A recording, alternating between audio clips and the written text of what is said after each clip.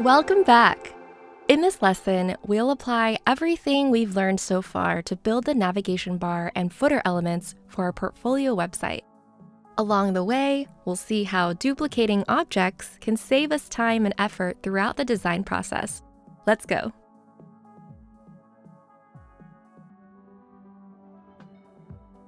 First, we'll build the navigation bar, which we'll call the navbar for short. The navbar will be the primary navigation menu for people visiting our portfolio and will include space for a word mark, menu items that link to pages in our site, and a button to open a contact page or email form. We'll start by creating a frame that is 1440 by 80 to give us a foundation for our navbar. Rename this frame to Navigation. We're using 1440 since that's how wide the desktop frame preset is, but we'll change this fixed value to fill container when we add it to the final design to ensure it always spans the full width of the website at any width. Now that we have a frame, we can create our word mark. A word mark is a stylized, text-based logo that identifies a person or brand. It's common to see word marks prominently featured in the navigation elements of a website to boost brand recognition and also provide a handy way for visitors to return to the homepage. We don't have a word mark yet, so let's whip one up using a text layer. Create a new text layer inside the navigation frame. Enter your name, then click and drag the text layer to the left side of the frame. Use the red guidelines to help you center the text layer vertically on the frame. No need to stress about the spacing. We'll use auto layout to take care of that shortly. We're sticking with the default Inter font for our word mark, but this is a great time to explore other fonts and find what fits your personal brand. Just keep in mind, other font families may not offer the same font weights we'll be using. We want our word mark to stand out amongst the other content in the nav bar, so we'll switch up some of the typography properties to increase its visual weight and hierarchy. Select the text layer and change the font weight to something heavier like black and the size to 20. Great! Let's move on and add some menu item links to our navbar. We'll create these using the text tool. Add another text layer to the navigation frame and type link as a placeholder for now. We'll come back and update the label shortly. Since we want these links to have less visual weight than our word mark, we'll set the font weight to medium and the font size to 16. Center the text layer on the navigation frame and move it to the right side of the frame. Be sure to leave a little space for the rest of the navbar's content. In this course, we're keeping things simple with just one additional page, but you may eventually need several pages as your portfolio grows. So why not plan ahead? Let's add a few extra menu items to help future-proof our navbar. Don't worry, later in this lesson, we'll walk through how to hide these extra layers until you need them. Instead of using the text tool to create more text layers, we can duplicate the layer we just added.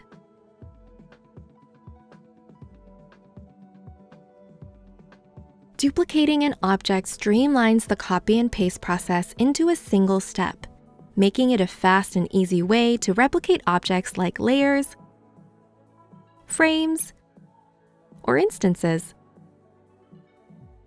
There are two primary ways to duplicate an object, using the modifier key or the keyboard shortcut.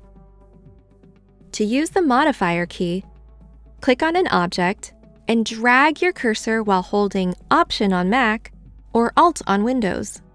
This allows you to place the duplicated object exactly where you want it on the canvas. Once duplicated, you can use Tidy Up and Smart Selection to evenly space a selection of duplicated objects, adjust the horizontal or vertical spacing between objects, or rearrange objects into neat rows, columns, or grids. You can also select an object and duplicate it using the keyboard shortcut, Command-D on Mac or Control-D on Windows. When using this method on shapes, text layers, components, and child frames, the duplicated object is placed directly on top of the original. You can then click and drag it to move it to its new position. For top-level frames and sections, the duplicated object appears to the right of the original where there is space on the canvas. If you immediately use the keyboard shortcut on a duplicated object, Figma will maintain the same distance used between the first and second objects. Similarly, if you duplicate an object, rotate the duplicated object, then continue duplicating the object using the shortcut, the new objects will maintain the degree of rotation. These are great ways to create repeating patterns and custom shapes.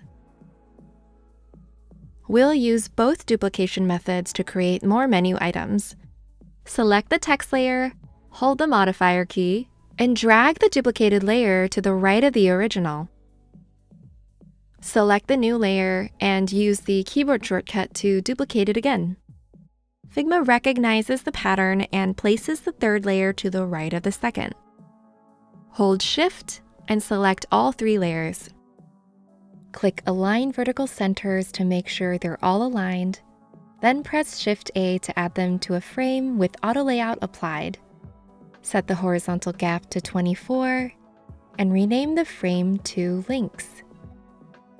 Let's pause for a moment and talk about the flexible nature of auto layout. Remember when we mentioned future-proofing our design elements? Well, by incorporating auto layout, we're ensuring our designs can adapt to different configurations. If we wanted to add more menu items, we could create another text layer and drag it into the link frame.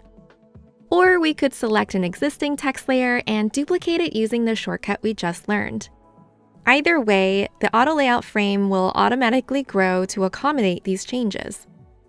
If we wanted to remove menu items, we could delete the extra layers. That method works, but it is a permanent change.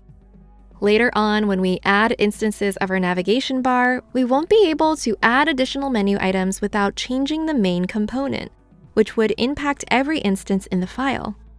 Instead, we can hide layers we don't immediately want to use. Hiding a layer toggles the visibility of that layer without removing it from the frame. Auto layout respects the hidden layer and adjusts the frame as if the layer were removed. Later on, you can unhide the layer on individual instances where it's needed, and auto layout will accommodate the newly visible layer. Pretty neat. The navbar is starting to come together. Now let's add a button. Head over to the Assets tab in the left sidebar and select Created in this file. Remember that button component we created earlier? Click and drag it into the navigation frame. Place it just to the right of the links frame and use the guide to center it. Next, select both the button and the links frame, then press Shift-A. We're making a new frame here rather than adding the button to the links frame, so we can independently control the spacing between the menu items and the button. Adjust the horizontal gap to 40 and set both resizing properties to Hug Contents. Rename the frame to Extra Content. Remember when we created the elements for our case study page? We set the maximum width to 1000 so they'll all remain aligned on the page. We want the navbar's content, the word mark, menu items, and button to line up with the rest of those elements, while still allowing the navigation frame to span the full width of the website. To do that, we need to connect the word mark layer with the rest of the navbar content. Select the word mark layer and the extra content layer, then press Shift-A. Rename this new frame to Content. Set the max width for the frame to 1000 and leave the height resizing property to Hug Contents. Instead of specifying a gap amount, we'll set the horizontal gap to Auto. This equally distributes the available distance within the parent frame between the child layers.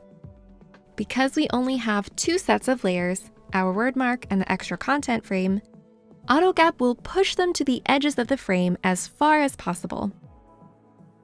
We're almost done building our navbar.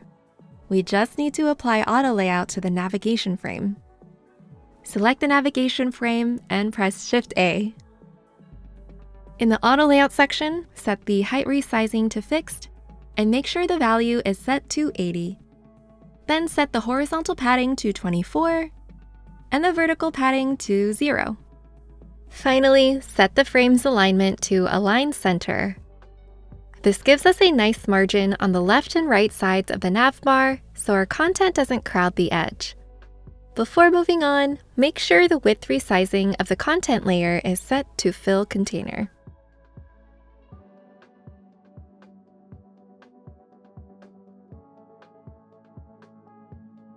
The navbar looks great. Now it's time to build the footer element. Taking a look at the final design, you'll notice the footer looks very similar to the navbar. Let's save ourselves a bunch of time and use the navigation frame as the foundation of our footer. Duplicate the navigation frame using either of the methods we learned earlier. Rename the duplicated frame to footer. Unlike the navbar, we don't need a button in the footer. Locate the button layer in the layer section and delete it. We want to keep the links frame, but the extra content frame is no longer doing anything, so let's remove it. Select the extra content frame, right-click, and select Ungroup. Ungrouping a frame removes it from the canvas and pushes its child layers up in the layer hierarchy. We'll use this space for our contact info, so let's rename the links frame to Contact.